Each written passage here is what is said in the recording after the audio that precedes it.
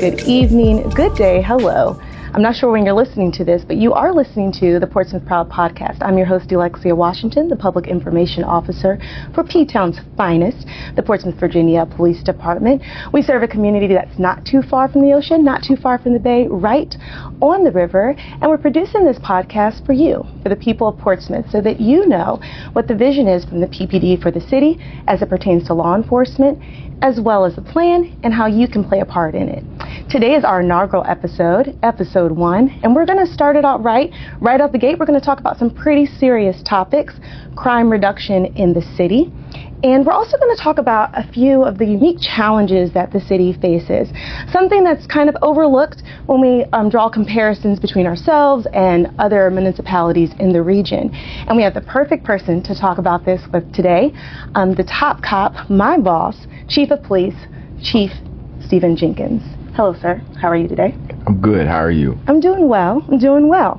Before we dive into the main topic today, let's make you more familiar. Let's introduce you to the people of Portsmouth who might not be familiar with Chief Jenkins.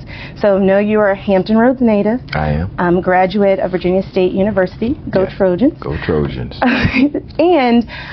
But we want to know a little bit more about Chief Jenkins. What drew you to law enforcement? Well, it was my undergrad major at Virginia State in criminal justice, and after graduation, I worked some time in corrections. I did some time at Sussex 2 State Prison. I actually opened that prison up when they first opened some time ago. I spent some time as a juvenile correction officer before transitioning to Norfolk to become a probation and parole officer. And but there still was that little bit of something that I was missing. It wasn't quite what I wanted. And so Portsmouth, like some other municipalities, had an auxiliary program. And so I decided that, I would try the auxiliary program. It would allow me to still maintain my employment full-time as a probation officer, but just kind of see if that was something that I wanted to do. And so I went to the academy at night, 4 days a week, and on the weekends, free, from 6 o'clock to 10 o'clock every night. And we did that for about 6 months. And upon graduation, I came back to Portsmouth and started my field training. And from there, it's from the first time getting in a car and riding the streets of Portsmouth, I knew this is what I wanted to do. And so, luckily, I decided to put my application in and come on full time, and was fortunate enough to get hired. And I've enjoyed my time here ever since. Okay, so you've enjoyed your time here. You started as an auxiliary or volunteer officer with the city. Yes. So you've done most of your police officer career here. Correct. What's kept you here? What is the thing that's kept you in Portsmouth?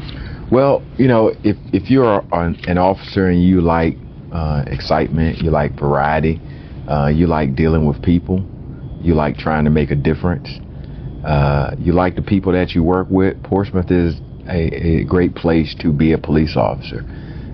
Every day is a different day filled with challenges, but as police officers, if you're engaged with what you're doing, that's what you like to do. You like to solve problems. You like to chase people. You like to help people. I've been everything from a counselor to a pastor to a security guard, you name it. And sometimes that's all within a shift. Police work gives you that emotional roller coaster that will have you crying 1 minute and laughing the next. And it's been a fulfilling career for me to serve the people here of Portsmouth. The community needs solid police officers. It's not all about arresting people and putting people in jail. It's really about trying to make a difference within the community. Sometimes people just need a kind word. we never know what people are going through. And so as a police officer, you really have an opportunity to see people sometimes at their worst and lend a helping hand when you have the opportunity. And I always reflect on some of the things that stick out in my mind most that I still think about, and even though some of them happened 15 years ago or more, they are part of the reason why I've stayed here and continue to work here. Okay. You said something that was key, was that Portsmouth is a great place to be a police officer, but that Portsmouth needs solid police officers, and I would think that would really influence the training that our officers get, but also the training that you and the other leadership staff at the PD, the Portsmouth Police Department, has. So you are a Virginia Association Chief of Police certified executive, command executive. I understand that. Command executive. It's a new program that the VACP started a few years ago, and basically what it says is that based on your training and experience, courses that you've taken, education that you've embarked upon, that you are certified by this entity to serve in a command role. And so, my last couple of years of being chief, I've really worked hard trying to ensure that I was doing everything that I could to be the best person to be able to fill this position, and making sure that I check the boxes to go and get the newest type of training to work towards bringing back good, solid solutions, not only to improve the organization, but improve the city. Right, and so I believe you go to this training that happens in Chicago. You've been going for the last few months, and that's really, you going there, it's giving you an opportunity to speak with, learn other best practices from departments across the country, and it just is also a model to the other officers that you should be pursuing continual improvement, self-improvement, professional improvement. Can you tell us a little bit about that Chicago training that you're attending? Sure. So I am part of cohort number 2 through the University of Chicago's Crime Lab, where they're doing a police leadership academy, and this academy is bringing training to the trying to transform policing in a manner that gives practical tools, not only in leadership, but resources and technology that is out there that oftentimes, and frankly, a lot of people don't know about. The University of Chicago really dives into crime in all types of ways, from the best practices of running a dispatch to marrying up departments with grant funding through BJA and other entities like that, and ensuring that you have or that leadership understands that they're not in this alone, that there are tools out there that they have at their disposal. Making sure that if you're using crime analysis, that your crime analysis individuals are trained properly and what they should be doing and how to drive, how the data that we collect can help us to focus more succinctly on crime, but also for putting cops on dots, for lack of a better word, making sure we're in the right place at the right time to not only hopefully deter crime, but be more responsive and better utilizing our resources. And so the University of Chicago, along with some philanthropists, have put together this program, and again, it's the second cohort that's happened. And Portsmouth is the smallest municipality that's in this, and I was lucky to be selected. But I have counterparts from LAPD, from Chicago, from Baltimore, Nashville, New Orleans. Even have a comrade from the UK and one from Ireland that are a part of this. And so what that tells me is that that they are really attracting some national talent and with the hopes of being able to transform the next level of leadership and improve policing. The other side of that cohort is a community side where they are actually training community members on best practices to be able to stand up solid evidence-based violence intervention and prevention initiatives that work in conjunction with the police department. And so these two programs basically work in sync. Not only are they training community members how to better work with police, but they're training the police to better work with the community. And the end goal is for these two things to marry up, and that in the end, better policing and the community will be better for it.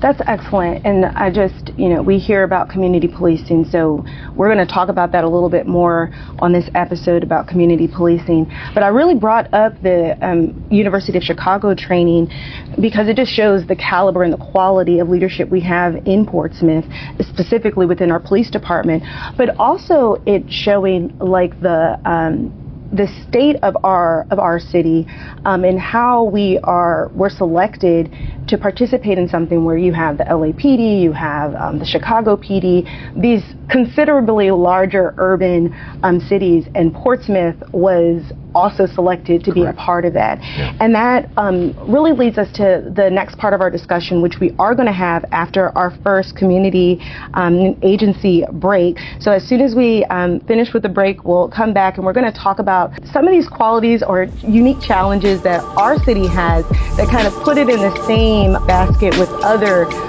much larger urban cities.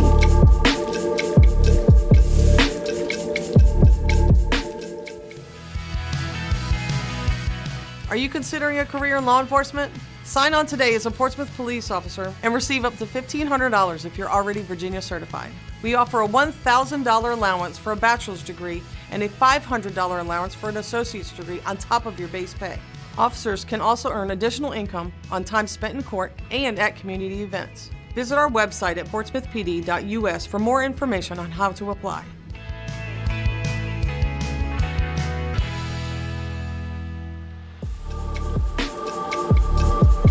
So we're back with Chief Stephen Jenkins, the Chief of Police for the Portsmouth Police Department. And before the break, we were talking about him attending this University of Chicago training, but also some of the unique qualities or challenges that Portsmouth faced that helped them qualify to be included in this program.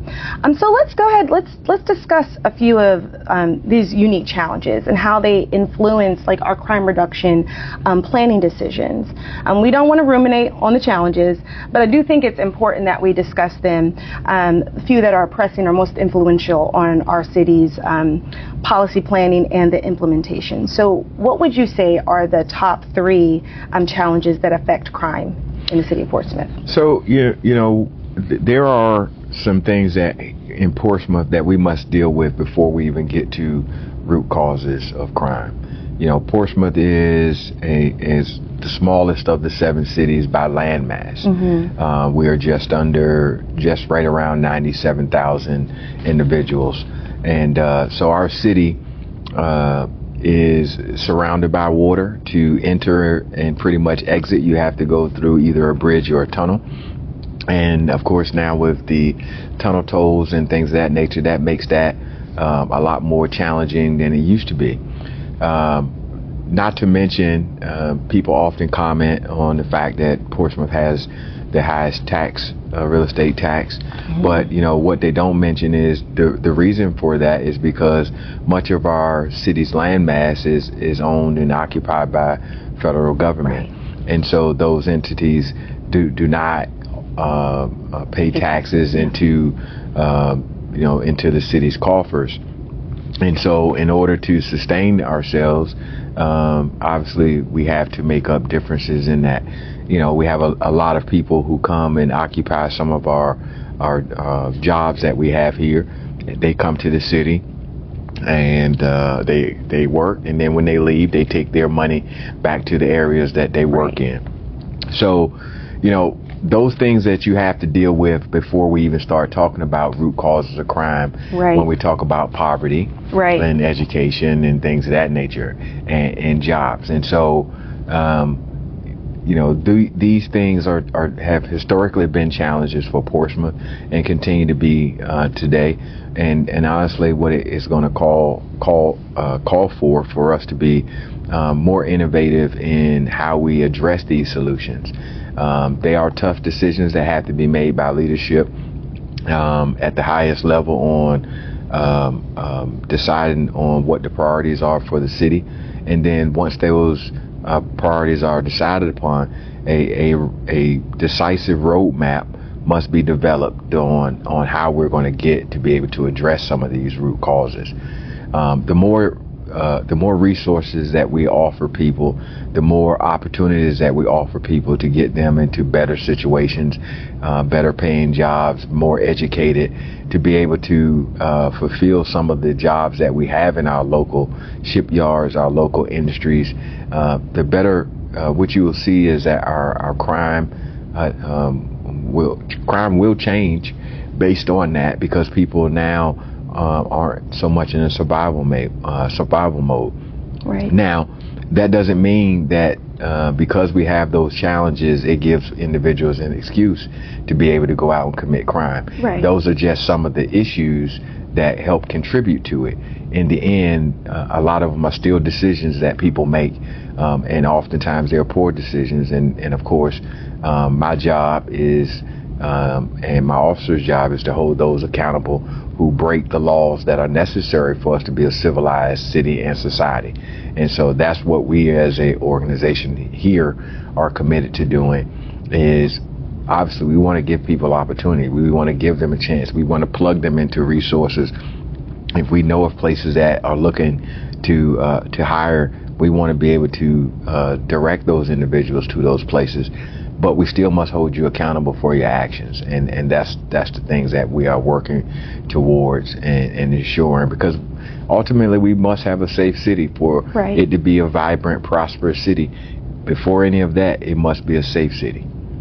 That's true. I think it's important just to give a little context on that we do have a large portion of the city's land is inhabited by the federal government. Mm-hmm. We have different bases and different agencies that are across Portsmouth.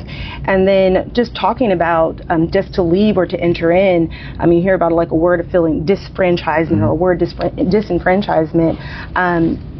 Keeping people, it costs to leave. Mm-hmm. If you want to go to work Yes. outside the city, it costs to come in city if you want to bring people in here. So that's a big deal to talk about that. It's also important, as you talked about root causes, just touching and giving a little bit of context for the city. Portsmouth has a 20% poverty rate, which we see in studies by the Department of Justice, shows a correlation between poverty as well as crime, and that is about 50% higher than the rest of this area in Virginia. Some of the other challenges that came up in our city's official crime reduction plan, it mentioned that we have a warrant officer shortage, as well as there are a lot of an issue with guns, whether that be ghost guns, stolen guns, or just the capacity that individuals have with the guns that they're using, even if they are legal. Can you talk a little bit about any of those challenges as well? Sure. So obviously, there is no secret that nationally we've lost a lot of police officers across the country. Right.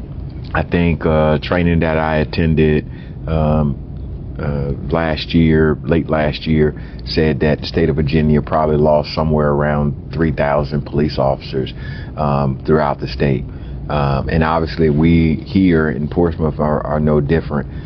We are dealing with a shortage of officers, and we've been working really hard to try and bring quality police officers to want to serve our city. The fact have some of the challenges that others don't have does make us unique, and it does require a motivated person to come in and be able to deal with some of the challenges that some of our other counterparts may not deal with in the volume that we do. But what I can say in regards to that is that the ones that we do have here that have remained with us, and the ones that we're seeing coming, they are some of the best of the best. There is not a Portsmouth police officer that is here that would not be hired pretty much anywhere in the Commonwealth of Virginia. I have some of the best police officers in the state, and I brag on that all the time because I see the work that they do, and I know their commitment to this city and to the initiative of public safety. As it relates to guns, let's be honest, as a society, we have a love affair with guns. And so we have a constitutional amendment that guarantees the right to bear arms, and part of our job is to uphold that right and people's constitutional right to be able to bear arms, and I support that 100%. I do question sometimes whether or not our Constitution intended for weapons of war to be on our streets, but that's not for me to legislate. Right. Question. I am police chief. I know what the law says, and I know what my responsibility is. But I also know that individuals who are not supposed to have guns, right, are those individuals who've been convicted of crimes and who are underage, and those individuals must be dealt with in an appropriate manner. The laws that we talk about oftentimes are hurt law-abiding citizens when we talk about comprehensive background checks and things of that nature. I'm not saying one way or another whether they work or don't work. What I am saying is that a law-abiding citizen who intends to go out and purchase a firearm, go through all the background checks and concealed weapons classes for personal protection or arm or for his home, if we put parameters on him or her, they're probably going to follow those laws because they're law-abiding citizens. But the criminals, they don't care about that. They already know that they're not supposed to have a gun, and they circumvent the law for whatever reason. And those are the individuals that we must be diligent in working to ensure that they don't have a gun, whether it be through straw purchases, whether it be through theft of firearms from individuals, or whether it be from individuals leaving firearms in unlocked vehicles. We have a large amount of firearms that are on our streets. Many of them are illegal. Everything from Glock switches to guns with extended magazines and things of that nature. And what makes it more dangerous is that a lot of these guns are in the hands of our youth, who are often impulsive and themselves untrained with the use of firearms, and things such as shooting indiscriminately into crowds where they have very little control over the guns. And what we see from that is innocent people being struck. We see our young folks making life decisions, not only for themselves but others, when they fire that gun, oftentimes with catastrophic consequences associated with it. In the end, most times there are at least two people who've lost their lives, the person that was struck and the person who did it, because when we catch them, our intention is to prosecute them to the fullest extent of the law, and hopefully the court will give them enough time to deter the next person from making a mistake. But then that family is left devastated just as much as the other family. And these are the consequences of these guns on our street. These are the things that we don't talk about, and we must be more engaged about the use of these firearms and our glorification of them. Conflicts that used to be settled by verbal arguments or maybe fisticuffs now are no more. The first turn to is to pick up a firearm, and what people have to understand is every pull of that trigger is a finite decision. There is no coming back once you pull that trigger. I've not seen many people that take a fatal gunshot wound get up and walk away. And, you know, that has to be educated to our kids. And unfortunately, even at this point, starting in elementary school, it has to start early to break up this love affair with firearms. It just does. It's a complex, or maybe a better term would be like a multifaceted problem, but it's really going to take everyone, not just law enforcement arresting people, but it really is a community issue. It's going to take different agencies within city government, going out beyond local government, state government, federal government, but it's also going to take, like you said, educating the students, whether that's within the schools, whether that's parents having to have these types of conversations, and maybe getting some education about gun culture, or the love affair, as the chief talked about, with guns, because it's pervasive within our culture. But it is going to take everyone to think about things differently and work together to come up with a solution. It's now time for another agency community break. When we return, we'll discuss the city's crime reduction plan in a little more detail with Chief Jenkins.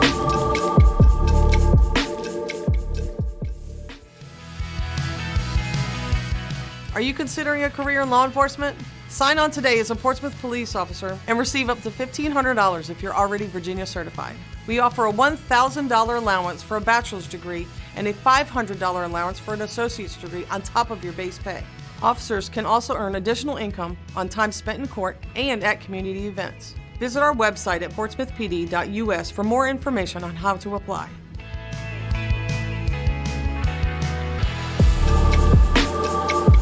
So we're back, and we were just talking with Chief Jenkins about some of the challenges that our city faces. We were talking about guns, and particularly gun culture, and how we have to even start way younger than in our minds. We're thinking we're going to have to talk about guns with teenagers or adults. But as Chief was saying, we start in elementary school. I think it's important to note that the police department is proactive. We have a gun safety program for elementary students. I think Chief said the Eagle is having is a program that talks about gun safety that's ran at our city's safety town.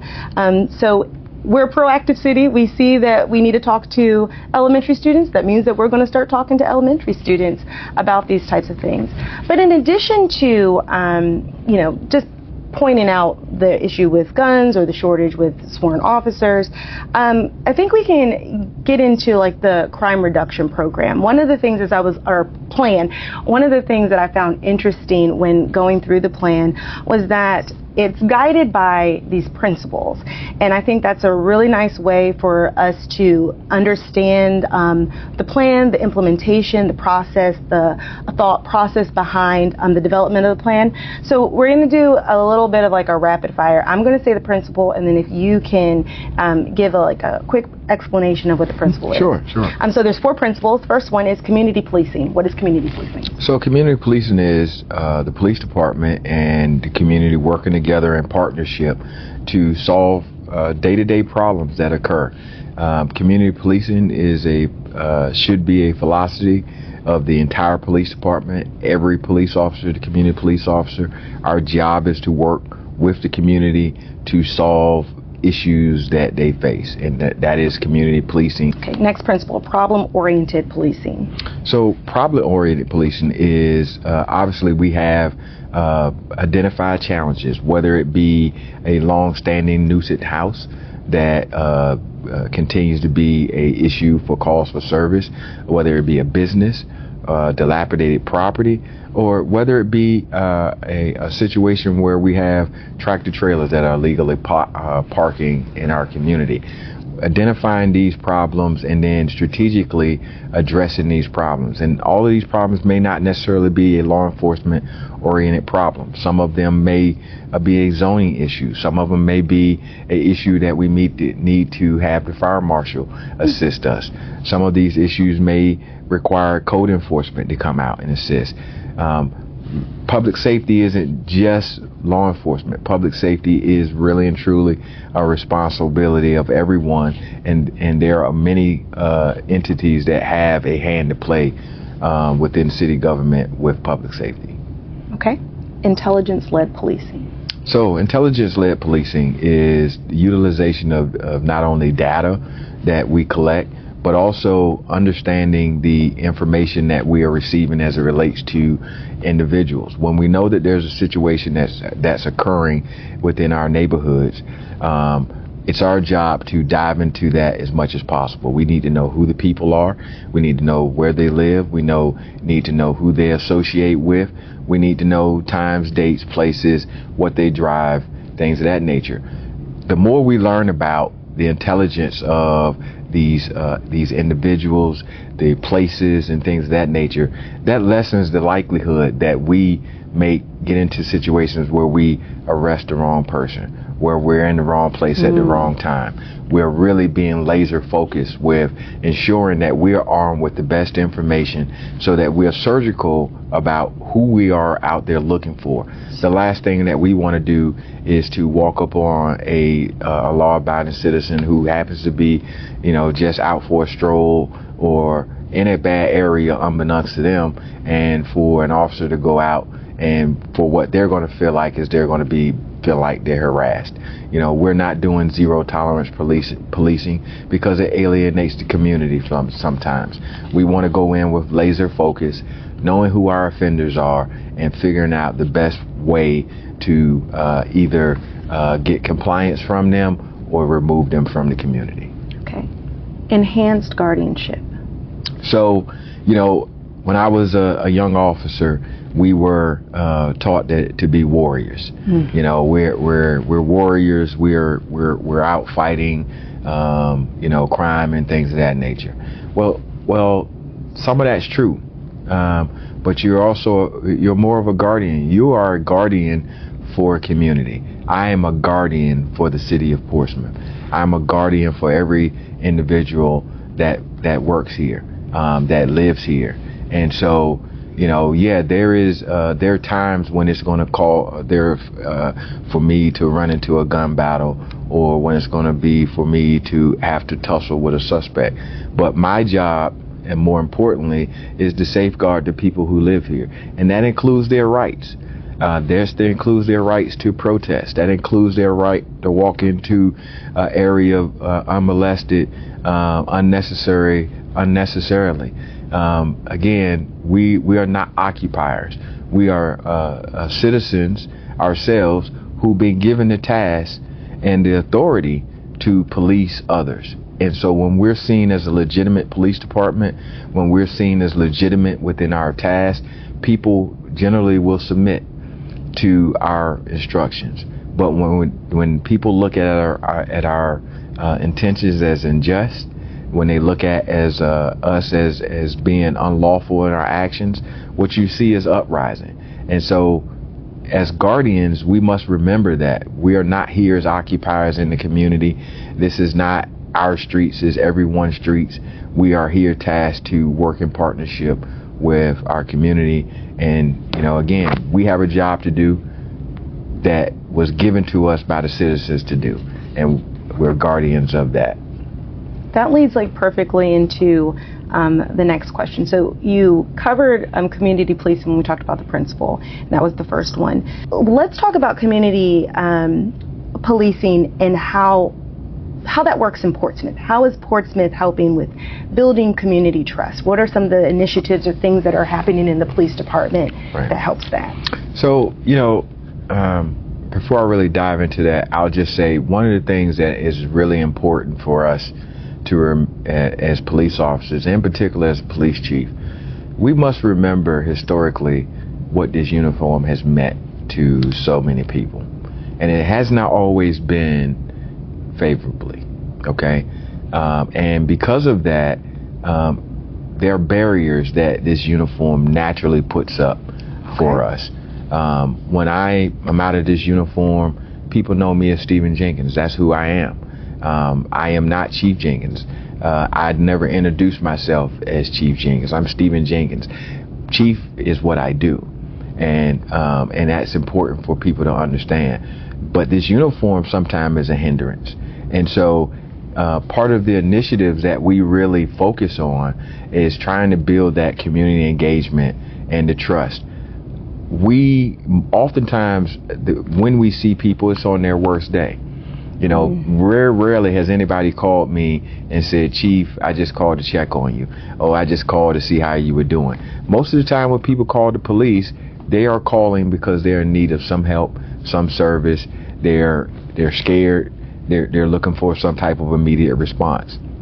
So that's a hard situation to do some type of engagement when people are already dealing with what for them may be a traumatic experience. That's true. But our initiatives, when we talk about our Coffee with a Cop, when we talk about our community walks, when we talk about our initiatives that we have so far as National Night Out and things such as that nature, those are the opportunities where we can kind of say, hey, come and see us for who we are. I'm your neighbor that lives next door to you that you may have never spoken to because, you know, it was the uniform. I'm that person that, you know, has the same issues that you have. I've just taken on a different role, and now not only do I have my problems, but I have the community's problems to deal with as well. And so our community engagement really tries to build that partnership with the community for them to look at us in a not only a different light, but also importantly for my officers to see the community in a different light. That's true. You know, you have to think in terms of when an officer sees the same thing over and over and over again, day to day, sometimes they can be jaded in their thought processes too. They can start to liken individuals that live in a certain neighborhood that says, hey, everybody's out here is doing the same thing. Right. If you're not careful and if you don't take the time to go up and speak to Miss Smith, who's always on the porch, and let her know who you are, or if you don't take the time to get out and talk to the little kids that's playing basketball and understand that one of those little kids actually wants to be a police officer, and something that you say or do may be all the difference between them continuing with that dream and or deciding that that's not something they want to do. Right. Remember that, you know, sometimes when we go into these situations, you know, we're the police arresting their moms and dads, and you know that part's never explained, that we're just a bad guy that's coming in, just breaking up the family. And so those are aspects that people don't look at. And, you know, we have to continue to extend ourselves into the community, but we need the community to extend themselves back to us. Mm-hmm. You know, it can't always be a one-sided thing. This is truly got to be a partnership. And these are part of the endeavor. This is part of the reason that we are really pushing our Portsmouth United endeavor. And again, I have to say this, Portsmouth United is not a police department-led initiative. It is, but it is an initiative that we have started with the intention of turning it over to the community, and then us stepping back and handling what our function and component is. But it really is truly to galvanize the community to get engaged with public safety and understand what their role and responsibility is in public safety.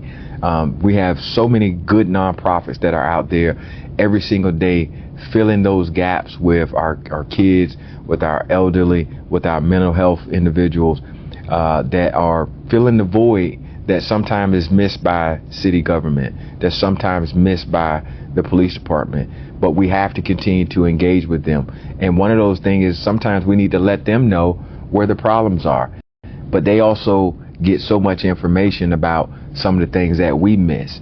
And so if we aren't talking, there's just a bunch of silos of people working. Right. And so Portsmouth United hopes to break down those silos, and for us not only to arm the community with information when we know the situations that are happening, but for the community to understand where they're needed, where those gaps in services are, and for us to come up with solid solutions on how to fill those gaps.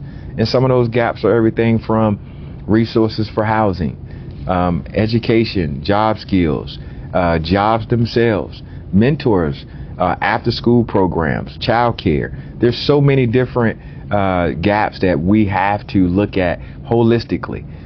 It can't be just the police department, and unfortunately we are one of the only entities that's open 24 hours, 7 days a week. And so, most of the time when you dial 911, you're expecting someone to pick up the phone. So Yes. you're not going to get that, wait and call us back we're open at 9 o'clock. So with that being said, a lot of things have gotten pushed to law enforcement's wheelhouse that probably should have never been there in the first place. I think years ago when we first started talking about having clinicians, mental health clinicians respond to crime, to talk to persons in crisis, law enforcement kind of laughed at that idea. Today, we're kind of looking at it, why not? Because let's thinking most of my officers get maybe 40 to 80 hours of training to respond to mental health crisis. Let's compare that to an individual who has anywhere from 6 to 8 years of clinical experience. Right. Who's better trained to be able to respond and de-escalate? Yes, we must partner with the mental health community to help do that. Now, I got to say this. That does not mean defund the police. Okay? Right, That's not what that means. Right. And I think people get that confused. Yes. Okay?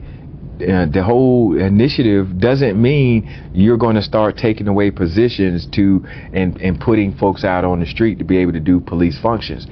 Some things, yes, you can change. However, what it does mean is that there are other funding opportunities that oftentimes have been looked over that realistically deserve a second look, and that those things can work in conjunction with law enforcement. Should police be the first response to every single mental health case? Absolutely not. If a person is only threatening suicide, maybe there is a call for a clinician in a mental health and a medical person to respond, and law enforcement not directly be engaged, or we refer them to the 988 number for services. But there doesn't necessarily mean that I'm going to send a uniformed officer with a firearm that's going to create a situation right off the hand. No, we really have to rethink what we're doing. And here in Portsmouth, we are well on our way to doing some of those things. We already have a crisis response team in place that is up and running with a mental health provider, a medical personnel, and a officer that's associated with that. And so that's done in a 4-phase process, and we talked about that as it relates to Marcus Alert. And we're working with all of these things, and all of that is part of crime prevention. Yes. Yeah, so we're doing a lot of good things here in Portsmouth. There's a lot that the citizens and this police department has to be proud of. Like I said, the Portsmouth PD is a proactive agency, where this leads into our last agency and community break, and we'll be back to wrap up with Chief Stephen Jenkins.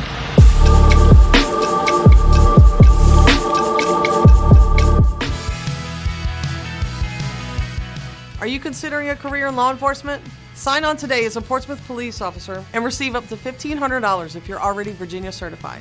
We offer a $1,000 allowance for a bachelor's degree and a $500 allowance for an associate's degree on top of your base pay.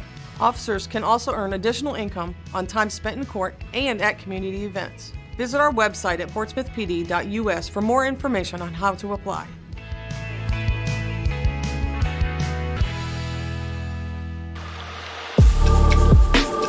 So we're back with our police chief, Stephen Jenkins. We were just talking about community policing and what that looks like in the city of Portsmouth. It's crime, it's complex. It's a complex topic. There are a variety of issues that come to play that make it complex. But we do have a plan. The city has a crime reduction plan, and we went over it by looking at the different principles that were guiding the plan. We talked about intelligence-led policing, problem-oriented policing, enhanced guardianship, which is changing from that warrior model of fighting against crime as opposed to safeguarding a city's or municipalities' citizens. And we also talked about community policing, and again, what that looks like in Portsmouth, the Portsmouth United program that is not necessarily Portsmouth Police Department led, but it was initiated by the Portsmouth Police Department, and it's really about community partnership to solve the crime issue or crime in our city, but in any city. It takes all of us. It's not just about having a strong law enforcement agency. It's about everyone working together to solve this issue, because it is a community issue. It depends on all of us. So I just want to offer Chief Jenkins an opportunity to give a final word, any advice or anything that you want to say to the people of Portsmouth. So I think I'll end with this. I am proud to be the chief of this department.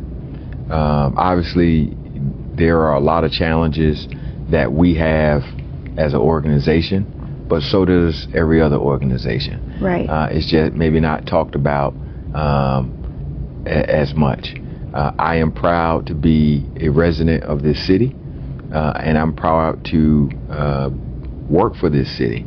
And part of the reason for the starting of this podcast is because I believe that we as a city, we as a police department, have to begin to tell our story.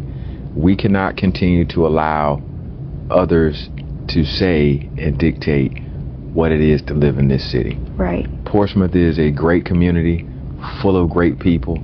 This is an outstanding police department that is definitely on the rise. We have some wonderful things working, and that, we are really, I am, along with the command staff, with the officers, we are transforming this organization that will be the best in the state. And a lot of people laugh at that because they don't believe.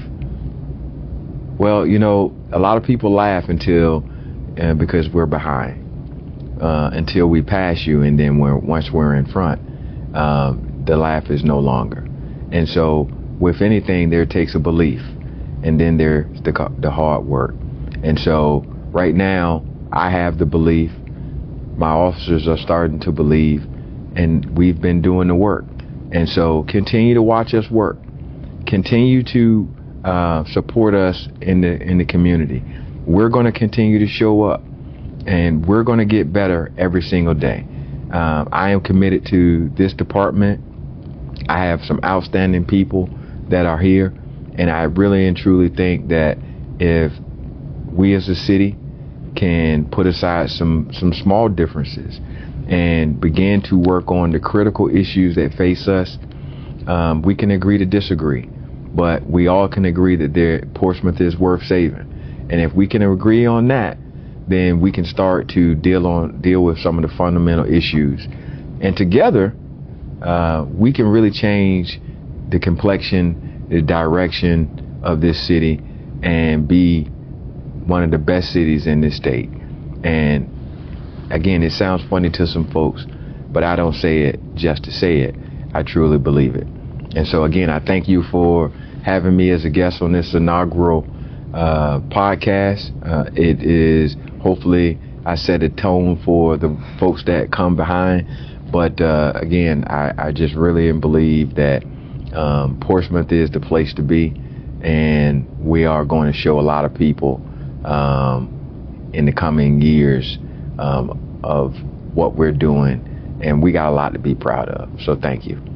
Thank you, Chief. We do have a lot to be proud of. Again, just thank you for coming on today, and thank you for listening to the Portsmouth Proud podcast. Remember, this is your city. This is our city, so let's work together to make Portsmouth great.